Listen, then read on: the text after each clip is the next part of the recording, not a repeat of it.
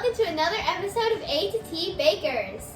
So this week we're making oatmeal raisin sandwich cookies. So if you don't know what sandwich cookies are, they're 2 oatmeal raisin cookies. They could be any kind of cookies, but oatmeal raisins tend to work very well because they're more flexible and they're softer. You want a soft cookie, pretty much. Soft right? ones, so not like crunchy cookies.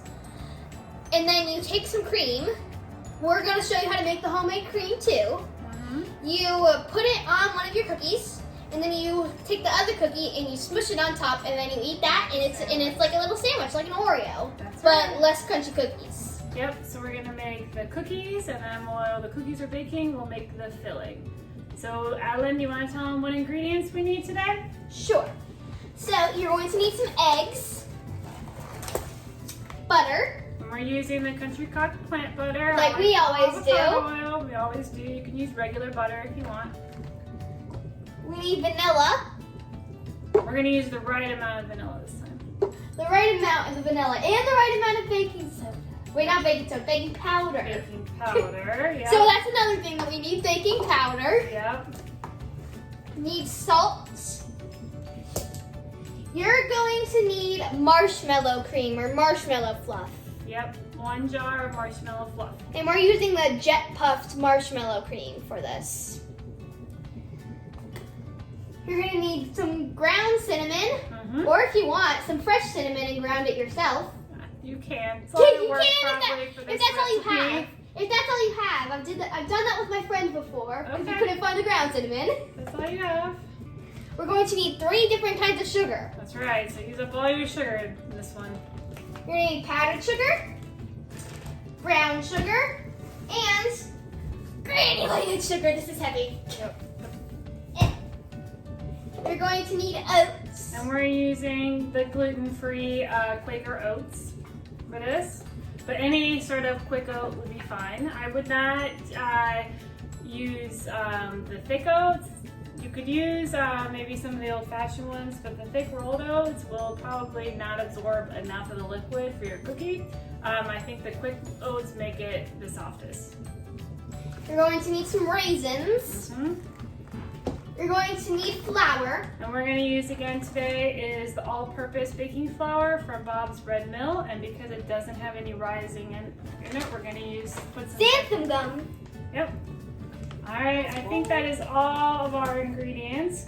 So Yes. we're going to use our Cuisinart stand mixer today to help us mix the cookie ingredients up. But if you don't have a stand mixer, a hand mixer would work just fine. Yeah, you don't need it. Just makes my life a little easier. So we're going to use it for our cookies, but then we have a hand mixer as well. You're also going to need a hand mixer, so go ahead and get that out because you're going to need that for your cream. Right, so if you don't have a standing mixer, you can use the hand mixer for the cookies, for the liquid part, or if you really want to, you could probably beat it really hard by hand. It would just take a lot longer. A lot longer, but if you don't have a stand mixer or a hand mixer, you could use that. Okay, so we're gonna get started with our oatmeal raisin cookies. Yep. Okay, so we're gonna start first with the soft, liquidy, whatever ingredients. They're not all liquid, but they're softer ingredients. So we're gonna have to mix together first is the brown sugar. You're gonna use 1 1/4 cup brown sugar, 2 sticks of butter. You're gonna also then, within this mixture, add 2 eggs, 1 teaspoon of baking soda. If you watch our last video, you'll see we add a little baking soda inside. I mistake the teaspoon for the tablespoon. So this time we're gonna get 1 teaspoon. And then you're gonna also need 1 teaspoon of vanilla, 1 teaspoon of cinnamon, and 1/2 teaspoon of salt. We're gonna put that all together and we're gonna mix it up here in our stand mixer.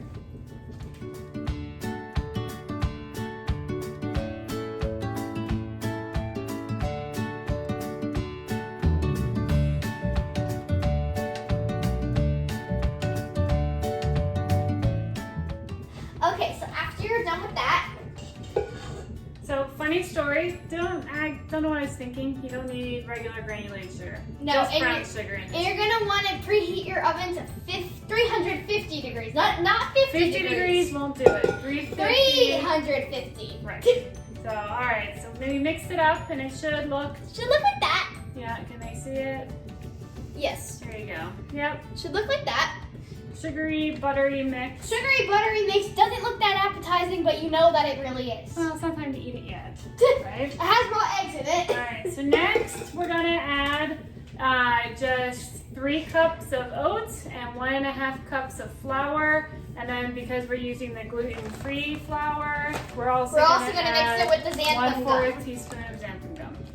And then you're gonna put that all into your mixture. We're gonna put it back in our stand mixer, mix it up. You can mix it up by hand if you don't have a stand mixer.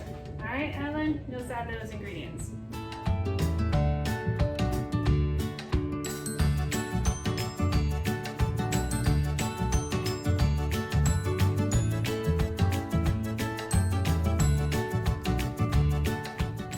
So now we've got our mixture together. It's gonna be very thick.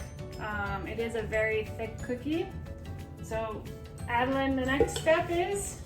So, we already have our cup ready of raisins. So you need 1 cup of raisins. So, we're going to talk while you get your cup ready because that's only the next step. You don't need to do that on time lapse. So, you're going to take your cup of raisins and you're going to put it in your mixer. And then just use a big spoon and you're going to mix it around. As I said, it's a very thick mixture. So you're going to have to use some elbow grease here to mix it all up. But you want those raisins nicely distributed around your cookie mix. It'll be a little hard. Yeah. But they'll taste delicious, so it's worth it. That's true. That'll work for all sweet things, huh? Yep. See, it's very sticky. It's sticky. Show them the spoon. Yeah, you're gonna want to scrape all of that off back into your bowl. So this is definitely not a cookie that you form with your hand. You're gonna use a drop method to do it. So let me grab some. Get a cookie sheet and we'll demonstrate. You talk while I show. Why don't you use these 2? Use these 2? Oh yeah, these ones are Use those 2 spoons. Let's put this up higher so we can see it. Will it not fall? It might fall. We'll find out. If so, then we'll make a new batch of cookies. So yeah, take your spoon, normal size spoon. Okay. And this recipe is supposed to make 3 dozen cookies. So that should give you about a scale of how big to make them. But you're gonna wanna just take your spoon, grab some cookie dough. I kinda like to mold it a little bit across the bowl. Go ahead and do one, Ellen. Okay, then you need, the most important part, you need a second spoon so that you can plop it out. Okay, and it's not gonna be even looking, it's not gonna be a nice round cookie, it's gonna be a mess. But if you push it against the side of your bowl, we're trying to make this look good, but it's not going to. Yeah, it's okay if it doesn't. Try to make it look at least like a cookie. So what Alan's doing now, we're not gonna do. She's showing you what not to do. Yeah. Yeah, so we'll so let's just go ahead and fix that. Off. That's what not to do. Don't try and make it perfect. That's definitely what I was trying to do. Right. I mean, when you want to make cookies, you try and make most people will want to go and make them perfectly round. Oatmeal raisin cookies, it just won't work. You'll end up burning them and they'll stick on everything. And then they might end up looking round by themselves. You're going to just fill your spoon and then you're just going to plop it down and it'll take care of itself when it bakes. Okay? And you're going to keep doing this until you have filled all of your pans. Make sure you don't put them too close together because they are going to spread out when they're baking.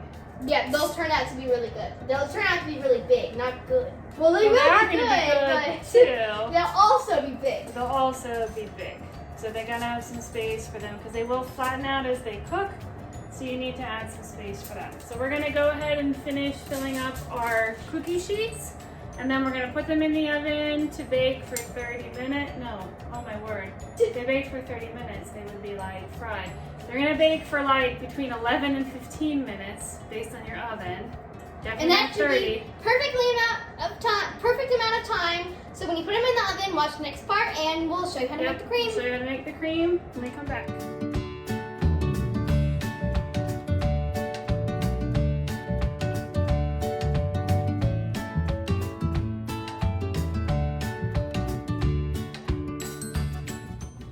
Okay, so our cookies are in the oven right now. And so we're gonna move on to our filling. So for the filling, if you remember, we need 1 jar of marshmallow fluff. You need 1 stick of butter. We're using the plant butter. We're gonna need salt. Just a pinch of salt, a tiny You pinch still of salt. need salt. 1 cup of powdered sugar. And vanilla. And then 1 teaspoon of vanilla. I'm the ingredients person. So you're gonna add it all together. You can do 1 cup of powdered sugar. You're gonna add these all together, and then you're gonna mix it with a hand mixer until it's nice and fluffy. If for some reason you start, if you start adding in it's way too stiff, then you can always add a little bit of milk or coconut milk to loosen it up a little bit. But we're gonna go ahead and get our ingredients together and then mix it with a hand mixer. Okay, so we went ahead and made our cream. Yep. This is what it looks like. Fluffy, but it's very thick. Remember, it's Marshmallow cream. So we're gonna go ahead and put this in the refrigerator. Our cookies have about another 4 minutes. When the cookies are done, take them out, let them sit on the cookie sheet, put the timer for 1 minute, then take them off the cookie sheet, put them on a cookie rack, and let them fully cool. All right, we will be back on once our cookies are finished baking and cooled to show you how to make the sandwiches. Hi. So our cookies are now on our cookie sheets. They're right here. Yep, they're all done baking and cooled down. Also in the mail, we got a tripod, so our view is a little different. All right, still working it out. We used to have like a phone tower with just a bunch of books stacked up. I got tired of my phone getting knocked to the floor, so bought a tripod. Don't exactly know how to use it, but you have a better angle to see how we ice and We're cookies. sitting down now because we're trying to figure out the view. So we have our baked cookies, and now we're gonna make our cookie sandwiches. So if your cookies are like ours, they're probably varying sizes. No big deal, right? So we just need to try and match the size to a size. So you're gonna pick 2 cookies that look approximately the same size. These ones look pretty good. Yep. So pick 2 cookies, they look approximately the same size, okay? And then all you're gonna do is, we took our icing mixture Wait, no, this one's worse. out of the refrigerator. This is better. Now you're gonna get a knife, you're gonna take a big dollop, turn it over, and all you're gonna do is, you're gonna layer that icing on the middle of it. Now you can go as thick as you want, but remember you got all of these. You have limited icing. There are 3 dozen cookies. For us, once the icing's gone, the icing is gone. So then you're gonna take your other one, put it together, and voila.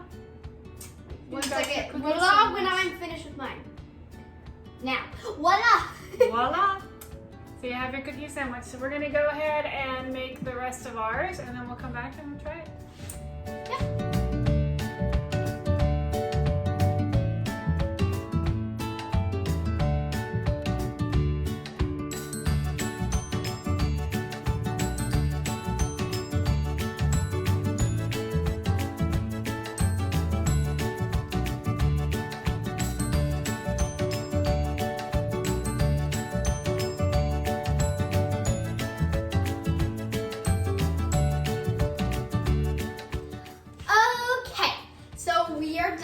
Frosting all of ours. We made all of our cookie sandwiches. Oh, be careful. They're falling. Okay.